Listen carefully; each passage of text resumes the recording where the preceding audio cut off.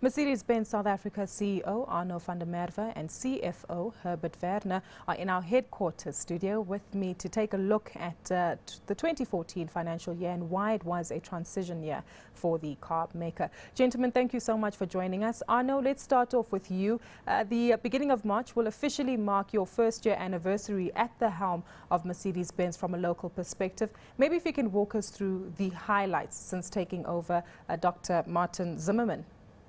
Thank you very much, Hugo. Yes, certainly, 2014 for us has been a very exciting year, many events.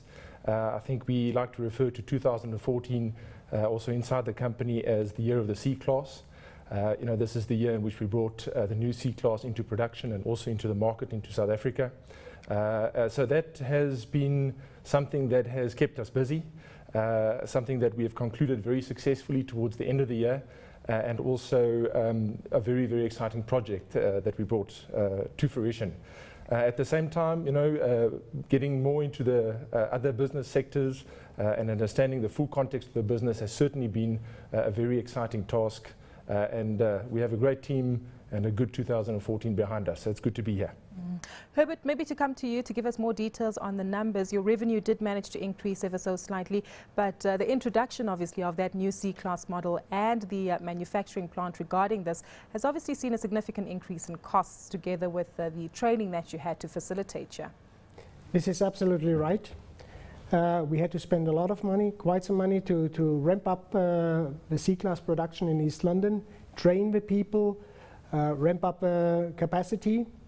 But we all planned for it, so it was no surprise. We financial people, we do not like surprises, so that's why I'm quite happy about what we achieved in the financial year of 2014.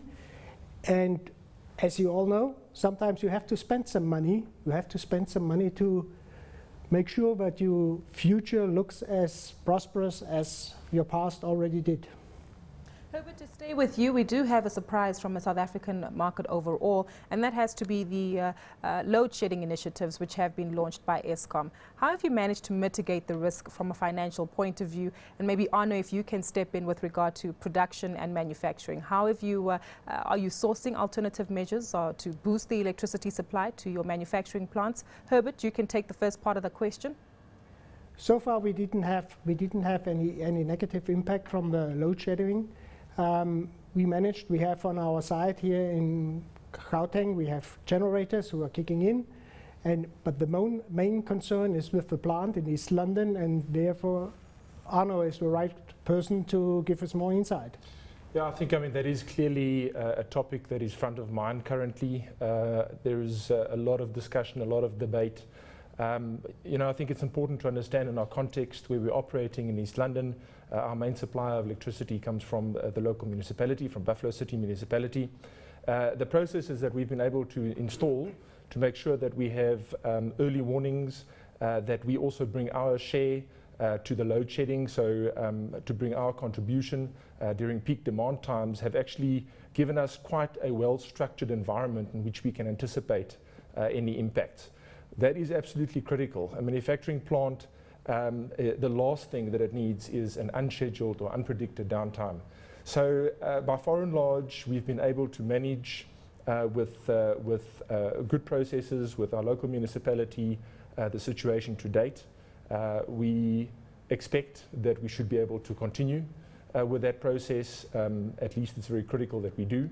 Yeah, we're looking forward to the midterm and long-term remediation actions. Maybe if you can tell us more, Arno, about the procurement environment from a South African perspective. We do know that consumers are under pressure, but you guys have still managed to keep the lead and gain more market share when it comes to the luxury vehicles brands arena. Well, I think what we're seeing now is really the effect of years of planning and investing in new products. We've brought a number of very, very exciting products to the market in 2014. I think the onslaught that we've led also in the compact car segment with a new A-Class is something that is really remarkable.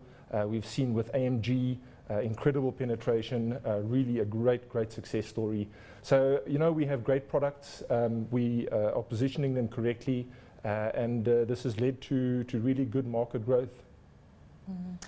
Just to close off with, I want to get your feel for the South African environment. Obviously, it comes with its pros and cons, but just recently we had the State of the Nation address where the issue regarding foreign land ownership was addressed by South Africa's president. Will this impact on any of the properties and assets that you own here in South Africa, Arno? And Herbert, feel free to come in here with regard to speaking to your counterparts abroad who have raised significant concerns about the South African environment.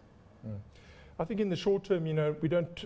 It's a little bit too soon to comment on what the intention is behind the statements that have been made and the policy changes that are envisaged. So you know, we have to take, I think, a bit more mid-term, long-term view. So I think we need more time to understand. Even if we see in the last few days there have been already some changing opinions and views of the matter and how it's been expressed. So I think let's give it some more time to understand what the government has in mind. This is exactly right. We shouldn't panic right now. First of all, we should understand all the details, find out in which way it will execute it, the statement which was made last week, how it will execute it. And then we have to look at it. And as you already mentioned yourself, there are also other aspects in the South African market, and we also have to look at the market development, the demand growth, labor stability, all these topics, and then we will have to make up our mind, and we will see maybe it's even a good business case. We can get a good business case with renting the properties. Gentlemen, thank you so much for joining us today.